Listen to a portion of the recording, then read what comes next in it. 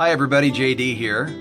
I wanted to shout out to all the coaching clients, VIP coaching clients, and entrepreneurs that are at this point putting together the entire map of their free time, their life plan for the year.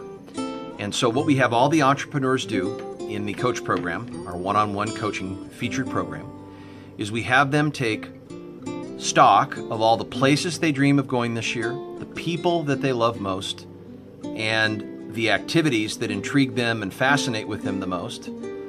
And all that enthusiasm they're putting into a decision they make about how many free days they're going to take.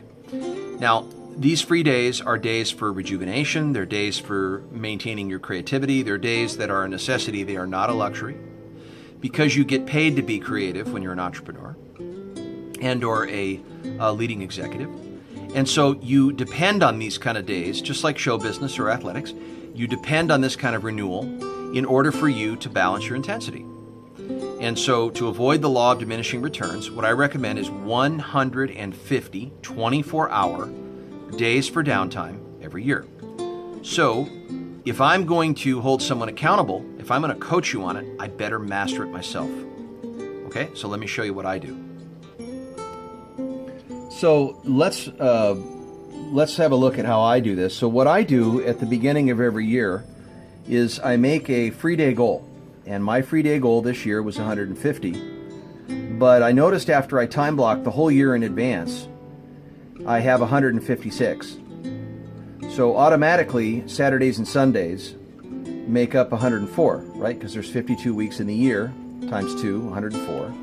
And then we've got all the typical government holidays like President's Day, Labor Day, Memorial Day, we have 4th of July, we have Martin Luther King Day, we have Indigenous People Day or Columbus Day. So we have these traditional days when the post office is closed and the bank days. I would recommend you take those. And then about every quarter, I take about a 9 to 10 day run of total downtime. No screen time, totally off the grid, intentional, committed to being present, and taking good care of my loved ones, relaxing my mind, lowering my stress level, and cooling down. And so here I've scheduled, let's see, some free days in March. I've got one for July, October, some around the Thanksgiving time in November, December. And then what I like to do is to print out, sit my wife down, and we print out an entire calendar for the year. And then here, I like this because it already has the Saturdays and Sundays in gray, and it has some of the traditional holidays. And then with my little pink pen here, all I do is I block off all of the free day periods, so I have an outlook.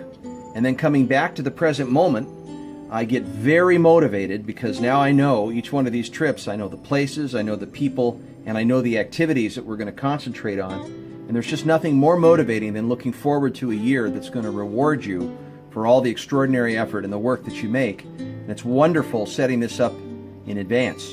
There's something psychological that happens when you do this. And so I highly recommend that you do this for yourself. Is we do all the free days in advance, and I recommend that you do that for yourself. And if you want to pack a spiritual punch in doing it, just look at how much you love your family. And look at all the self-care that you could be giving yourself. And the more that you give yourself things that you love, the more engagement and the more enthusiasm and the more gratitude you have for your business. And there's nothing greater than being grateful for what you give yourself in life and give others. And then you can U-turn or you can channel all that to the people, the customers, the support systems, reward them for all the opportunities that they give you to enjoy your life plan.